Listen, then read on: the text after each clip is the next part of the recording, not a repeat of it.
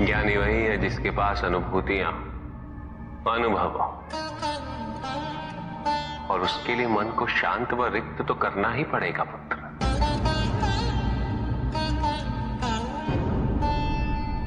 युद्ध किसी व्यक्ति से नहीं गणेश, मानसिकता से होता है।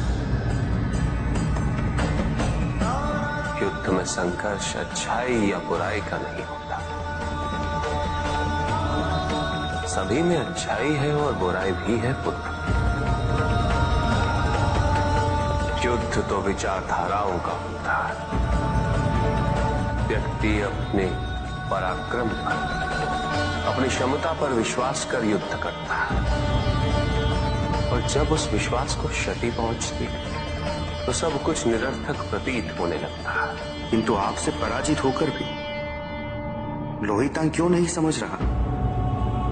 उसे अपनी स्वतंत्र इच्छा का उपयोग कर उचित मार्ग पर चलने का प्रयास करना चाहिए। व्यक्ति अपने को खो दे समझती है, व्यक्ति अपने को समर्पित कर दे, छोड़ दे अहंकार को, तो भ्रम की इच्छा ही पूर्ण होती है, और अभी भी वही फलित हो रही है। ऐसा नहीं है कि हम उससे भिन्न फलित करा देंगे, लेकिन व्यक्ति भिन्न फलित कराने में लड़ेंगे, टूटेंगे, नष्ट होंगे। एक नदी में एक बार बाढ़ आ गई पुत्र। दो छोटे से तृण उसमें बह रहे थे, और उसमें से एक नदी में तिरछा पड़ गया, और वो बाढ़ को रोकने का प्रयास कर रहा था।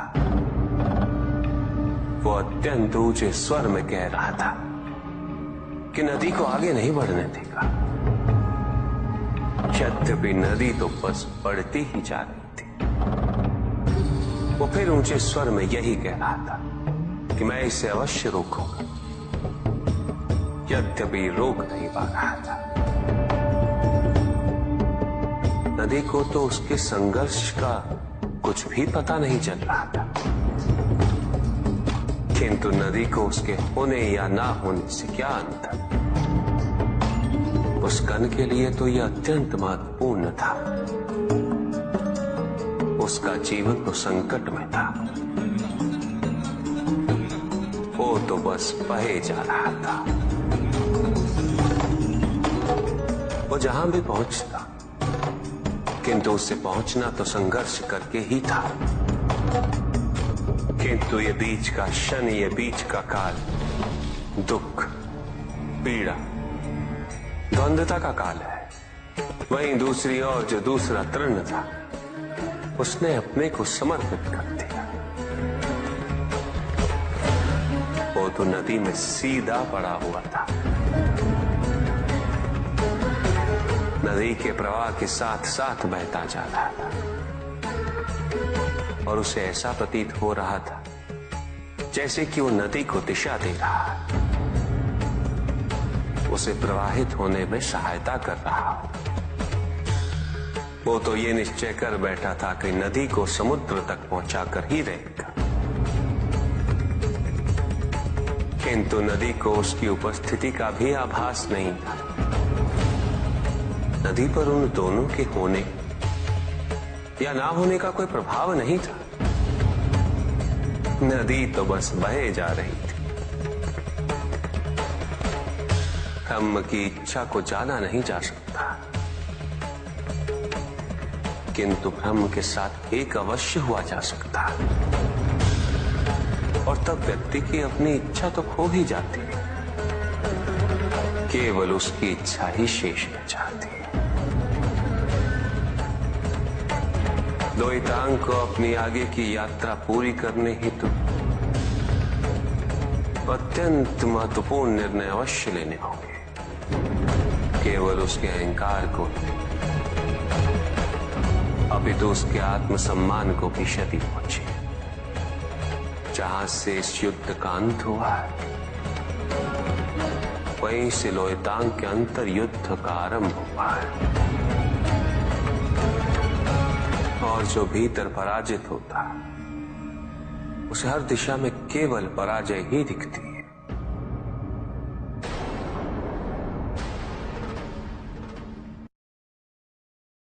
एक प्रश्न पूछ सकता हूं? अवश्य ऋषि कश्यप। जहां प्रश्न नहीं वहां जिज्ञासा नहीं, और जहां जिज्ञासा नहीं होती वहां ज्ञान की वृद्धि नहीं हो सकती। निसंकोच होकर पूछिए। प्रभु, आप तो कालोपरी हैं, सर्वज्ञ हैं, त्रिकालदर्शी हैं। चारों ओर ये जो अज्ञान का अंधकार फैल रहा है, उसमें ज्ञान का मूल अर्थ कहीं ना कहीं खोता जा रहा। मेरा आपसे विनम्र निवेदन है प्रभु, किसी अन्य विषय पर चर्चा आरंभ करने से पूर्व हमारे और इस समस्त संसार के कल्याण और मार्गदर्शन हेतु आप ज्ञान की मूल परिभाषा से एक बार हमें पुनः अवगत करवाएं। ज्ञान और अज्ञान की परिभाषा को स्पष्ट रूप से समझने के लिए ज्ञान और अज्ञान की विशेषताओं का स्मरण करना आवश्यक है। जिसके कारण स्वार्थ, विनाश, क्रूरता, अशांति और भय में वृद्धि हो, वह ज्ञान है।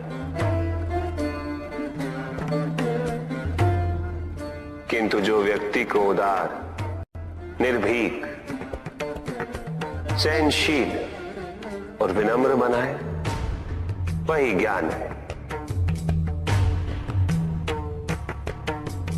अज्ञान की शक्तियां दुरुपयोग करने हेतु प्रेरित करती हैं, किंतु जो अपनी शक्तियों और अपने सामर्थ्य के प्रति अपने उत्तरदायित्व को समझाए, जो न केवल अपने अपितु अपने से पहले संसार के उद्धार हेतु प्रोत्साहित करे, वो ज्ञान है। ज्ञान का मूल उद्देश्य ही परोपकार है, सृजन है।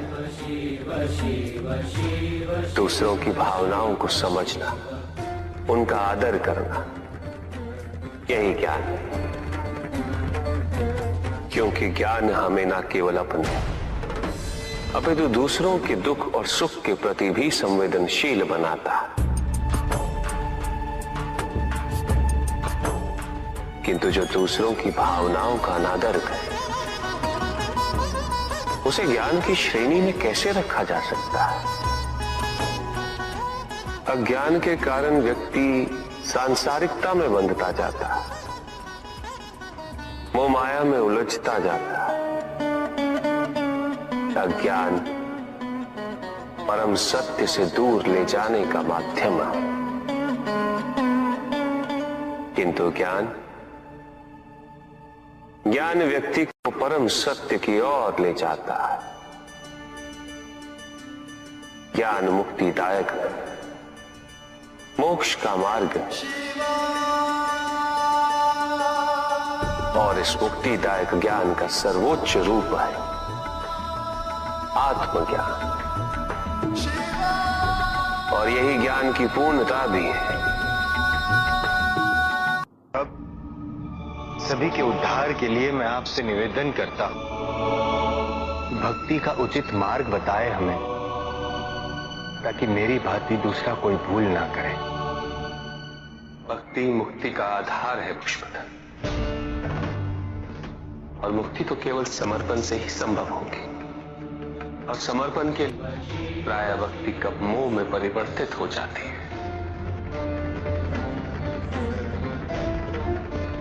और ऐसे में पथ भ्रमित होना अनिवार्य है।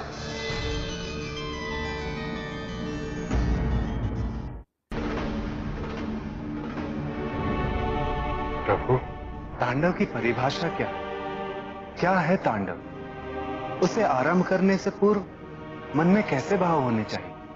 तांडव नृत्य जगत की 5 क्रियाओं का संकलन है। सृष्टि, स्थिति, प्रलय, तिरोभाव और अनुग्रह, अग्नि, जल, वायु, पृथ्वी और आकाश, मेरे नृत्याकार शरीर के 5 मुख, इन्हीं 5 भूतों से ब्रह्मांड का निर्माण होता। पृथ्वी से सभी भूतों के शरीर बनते हैं और उनका पालन जल से होता है, और संपूर्ण भूतों का अंत अग्नि से होता है।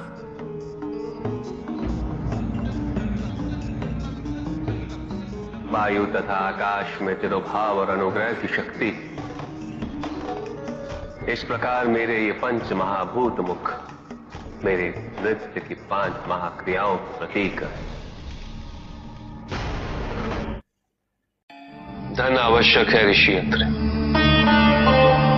क्योंकि धन मूल आवश्यकताओं को पूरा करने में सहायक होता है। किंतु जब कोई व्यक्ति इच्छाओं को आवश्यकता समझने लगे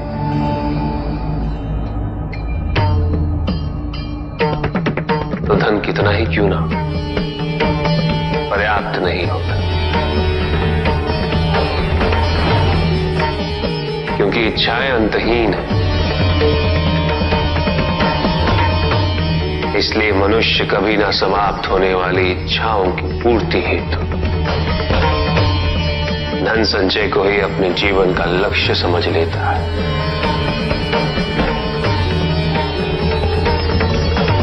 वो लोभी बन जाता है।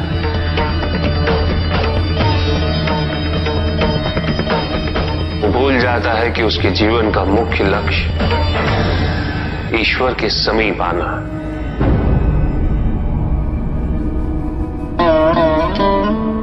ऐसे लोभी व्यक्तियों को अपनी मृत्यु के समय भी यही दुख रहता है कि उन्होंने क्या कुछ नहीं पाया, क्या शेष रह गया। ऐसे समय में वो एक क्षण के लिए भी ईश्वर का स्मरण नहीं करते, अपने जीवन की निरर्थकता और व्यर्थता का बोध नहीं होता।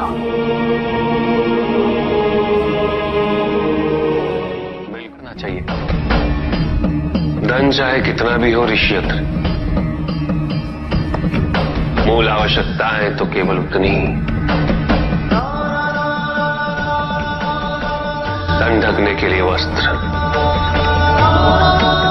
पेट भरने के लिए आहार और शरण के लिए भवन। इन आवश्यकताओं के पूर्ण होने के पश्चात जो भी है वो इच्छा है।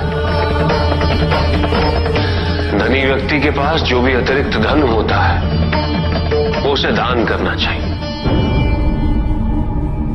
उनके उद्धार के लिए जो अपनी मूल आवश्यकताओं को पूरा नहीं कर सकते।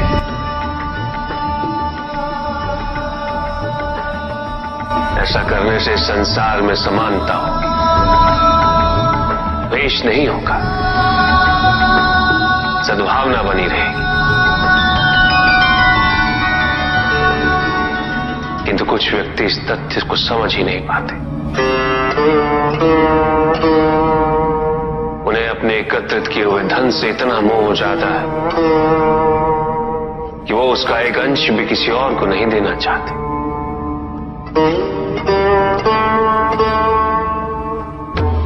ऐसे व्यक्तियों की सूची में सर्वप्रथम स्थान कुबेर का है।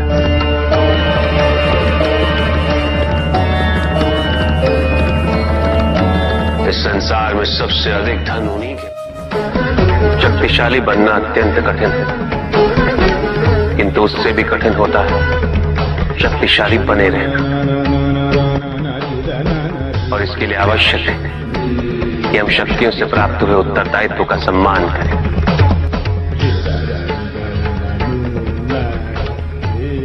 अन्यथा हम स्वयं पर निरंतर खो देते हैं और यह हमारे पतन का कारण बनता है। युद्ध में की गई भूल और उपलब्धियों से कुछ न कुछ सीखना आवश्यक है कार्तिक। बुराई और अच्छाई के मध्य ये युद्ध निरंतर चलता रहेगा। आज एक अध्याय समाप्त हुआ है, कल दूसरा अध्याय आरंभ होगा। जब तक इस समस्त संसार में बुराई है तो अच्छाई भी होगी, किंतु अच्छाई और बुराई के युद्ध में जीत सदैव अच्छाई की ही होगी। प्रभु, क्या संसार में केवल सुख का होना संभव नहीं है? प्रत्येक आत्मा का लक्ष्य केवल सुख की प्राप्ति ही तो है।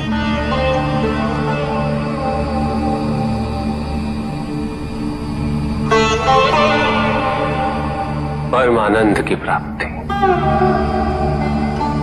किंतु हम सुख नहीं, सुख को प्रदान करने वाली वस्तुओं को एकत्रित करना ही जीवन का उद्देश्य मान लेते हैं। ये समस्त संसार माया है, सब कुछ नश्वर है।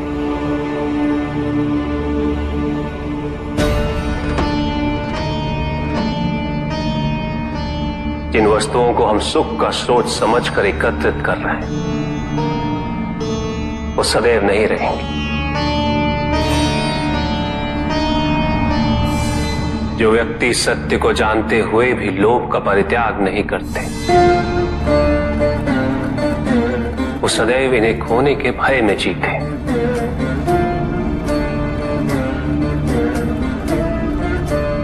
और जो व्यक्ति सत्य को जानते ही नहीं, वो अहंकार में जीते।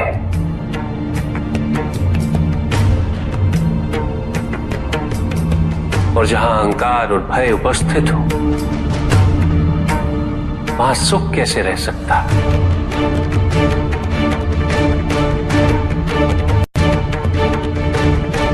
किसी को यह दुख है कि उसके पास कुछ भी नहीं, और जिसके पास सब कुछ, उसे ये दुख है कि पाने को कुछ शेष नहीं। सुख को हम स्वयं अपने दृष्टिकोण से परिभाषित कर देते हैं, जबकि वास्तविकता इससे भिन्न है।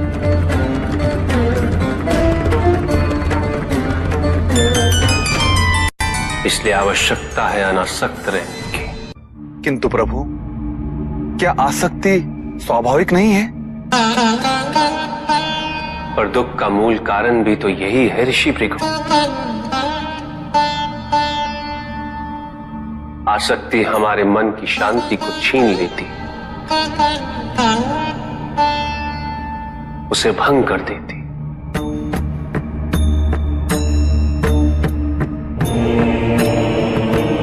हमारी बुद्धि को स्थिर नहीं रहने देती,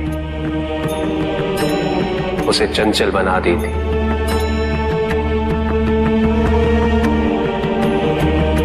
आसक्ति से प्रमाद की उत्पत्ति होती,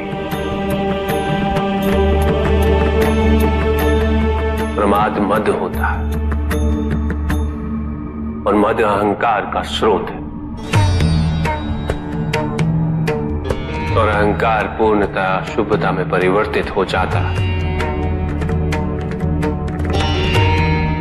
अर्थात आसक्ति अशुभता की जननी। इसलिए अनावश्यक है। तो प्रभु, आसक्ति को अनासक्ति में कैसे परिवर्तित किया जा सकता है? और हम आसक्ति से कैसे उबर सकते हैं प्रभु? आसक्ति से मुक्त होना ही अनासक्ति है। आसक्तिहीन होने के लिए अपने और पराये का भेद मिटाना अनिवार्य है।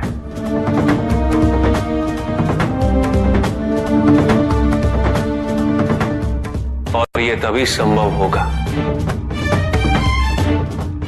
जब हम सुख की खोज बाहर नहीं, अपने भीतर करें। जब हम यथार्थ को पहचानें, उसे स्वीकार करें।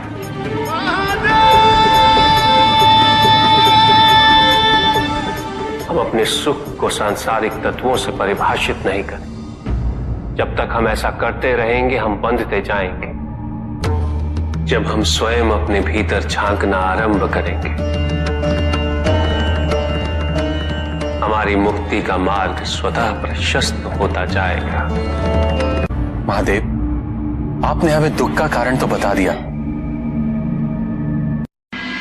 प्रभु, ये विवाह मुझे स्वीकार्य नहीं है प्रभु।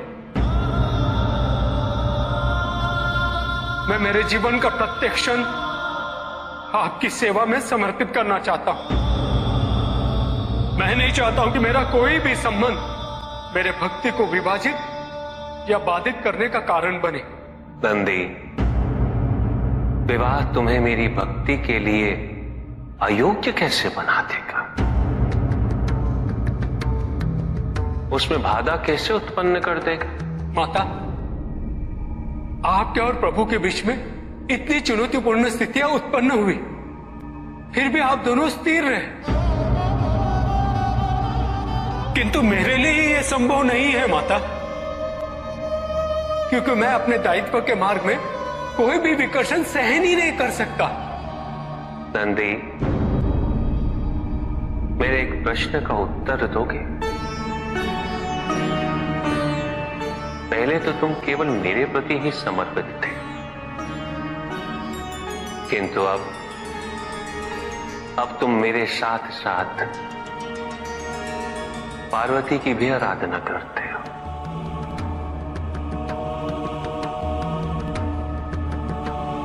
क्यों? प्रभु, माता आपके अर्धांगिनी है, आपकी पूरक, जिस प्रकार आप उनके पूरक हैं। आप माता के कारण आनंदित रहते हैं, उनकी उपस्थिति आपको प्रसन्नता देती है। अन्यथा आपको इतना हर्षित उनसे पहले मैंने कभी नहीं देखा है।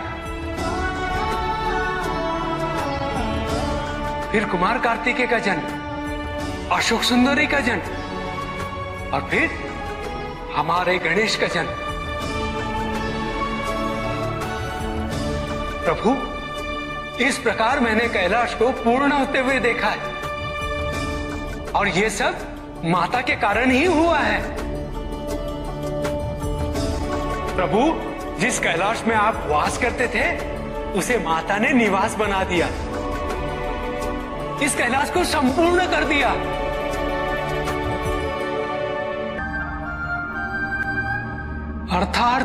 अर्थात व्यक्ति की पूर्णता हेतु विवाह आवश्यक है नंदी। जैसे स्वामी और हम एक दूसरे के पूरक हैं, उसी प्रकार तुम्हारी अर्धांगिनी और तुम एक दूसरे के पूरक बनोगे। विवाहित जीवन की अनुभूति, परिवार का सुख, उसके सुख और उसकी सुरक्षा के लिए संघर्ष, ये सभी अनुभूतियां व्यक्ति के विकास के लिए अनिवार्य है नंदी। किंतु प्रभु, मेरी स्वतंत्रता। स्वतंत्र तो वो नहीं है नंदी जो विवाह के विचार से भयभीत होते हैं या संकोच करते हैं, क्योंकि स्वतंत्रता तो वो है जो किसी भी विचार से प्रभावित ना हो, किसी भी सुख, किसी भी दुख से प्रभावित ना हो। और जो व्यक्ति इतना तटस्थ हो, जागरूक हो, उसकी स्वतंत्रता को तो विवाह से भी प्रभावित नहीं होना चाहिए। और फिर क्या गणेश, कार्तिकेय और अशोक सुंदर, ये सभी विवाह उपरांत परिवर्तित हो गए? क्या उनका विवाहित होना उनकी भक्ति और उनके समर्पण में बाधा बन गया नंदी? उनकी स्वतंत्रता में बाधा बन गया? क्या अपने माता पिता के प्रति उनका प्रेम और उनका सेवा भाव घट गया नंदी? फिर मेरे एक और पुत्र को ये चिंता क्यों?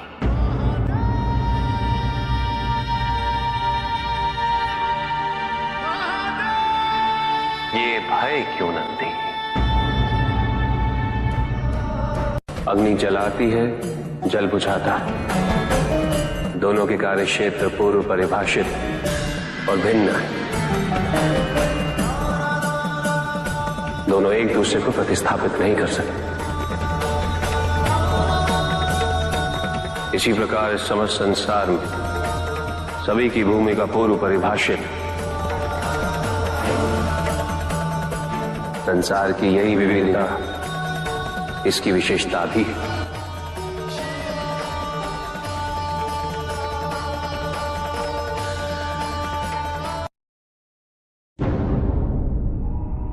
सृष्टि के निर्माण उपरांत एक बार नारायण ने तप के लिए महादेव से उत्तम स्थान के निर्देश की याचना की। महादेव ने अपनी प्रेरणा से समस्त तेज संपन्न अत्यंत शोभायमान पंचकोशी नगरी का निर्माण किया।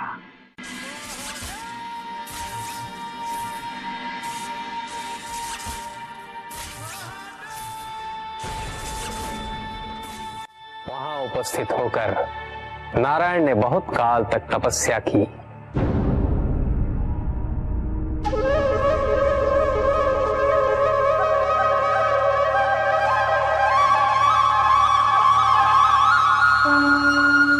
नारायण की तपस्या के अनंतर ही उस क्षेत्र में महादेव की कृपा से अनेक नदी नद सरिताएं उत्पन्न हुई।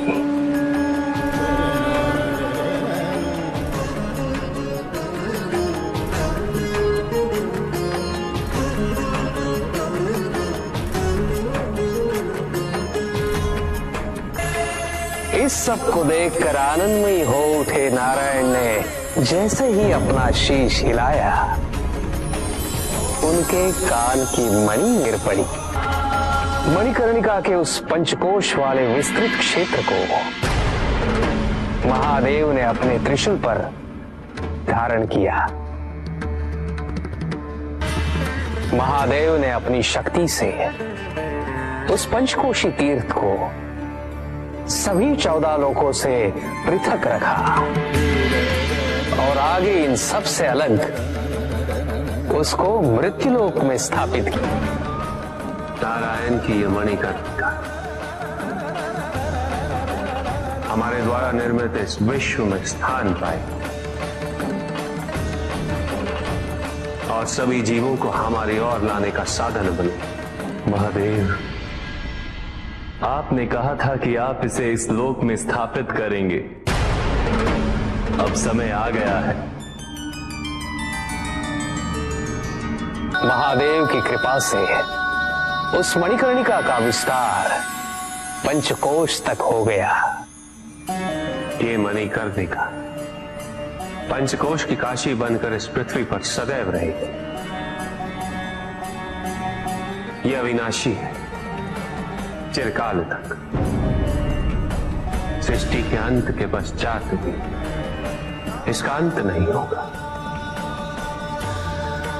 ये भूमि मुझे सदैव प्रिय रहेगी। क्या तप करके स्वयं नारायण तीनों लोकों को प्रकाशित किया, इसीलिए ये मुझे अत्यंत प्रिय है। मैं इसे कभी भी नष्ट और विनष्ट नहीं होने दूंगा। ब्रह्मदेव, जब संसार के आवर्तन के पश्चात प्रलय आएगा, मैं इस काशी को पुनः अपने त्रिशूल पर धारण करूंगा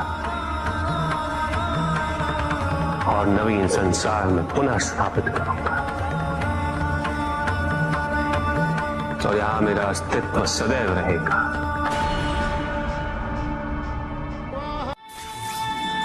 महादेव ने उस क्षेत्र से अपने आत्मिक योग को ध्यान में रखते हुए अपने ज्योतिर्लिंग को वहां स्थापित किया, जो इस क्षेत्र से कदापि पृथक नहीं हो सकता।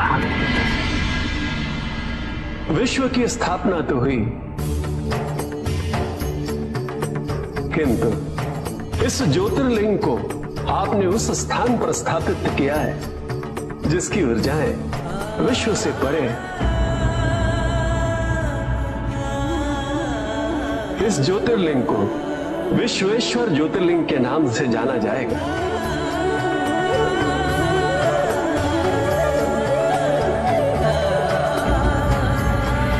महादेव उस काशी को अपने त्रिशूल पर प्रलय और अनिष्ट की स्थिति में धारण कर उसका संरक्षण करते रहते हैं।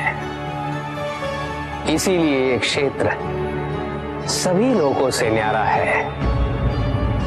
नारायण की मणि गिरते ही उस स्थान का नाम मणिकर्णिका तीर्थ पड़ गया।